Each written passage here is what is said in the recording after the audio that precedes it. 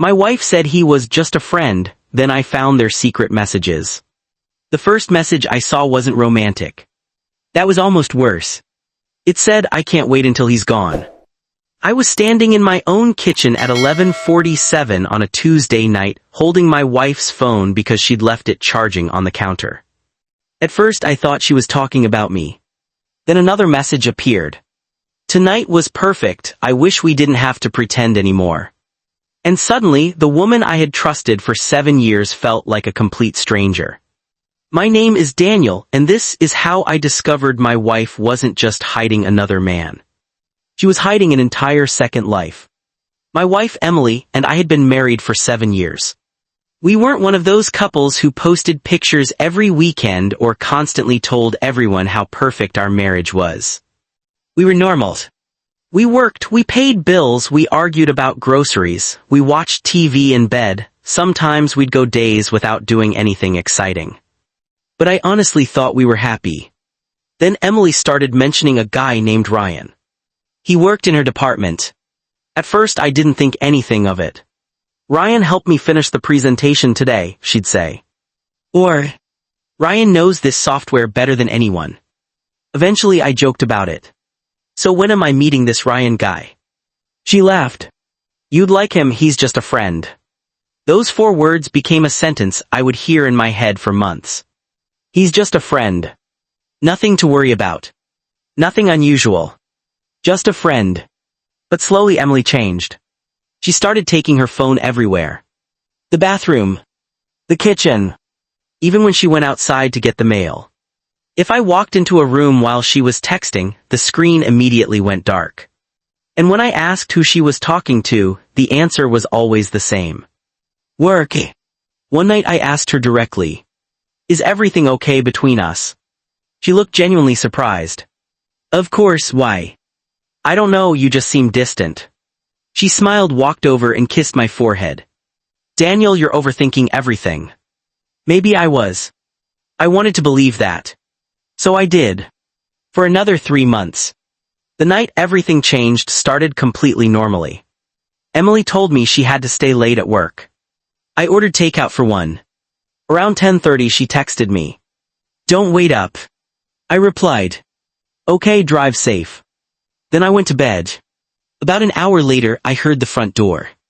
Emily walked into the bedroom. She thought I was asleep. She quietly changed clothes, put her phone on the charger and went into the bathroom. That's when her phone lit up. I wasn't trying to snoop. I swear I wasn't. But the preview appeared right in front of me. "Ryan, I already miss you." My stomach dropped. I sat up. Another message appeared.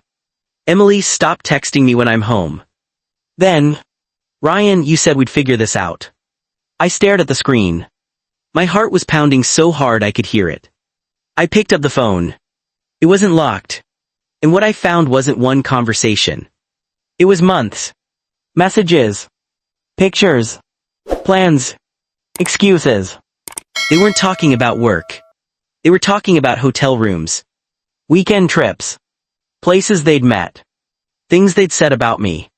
And then I found the message that broke whatever was left of my trust.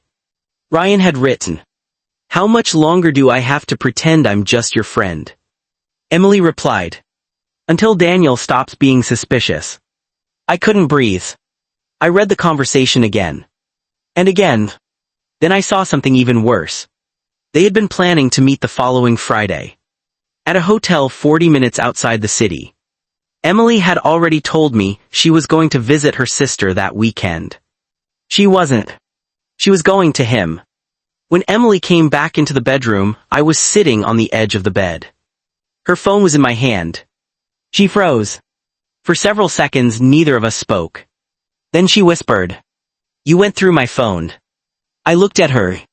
"That is really what you're worried about." She started crying. But I wasn't sure if those tears were guilt or fear. "Daniel, I can explain." I laughed. Not because anything was funny. Because sometimes your brain doesn't know what else to do.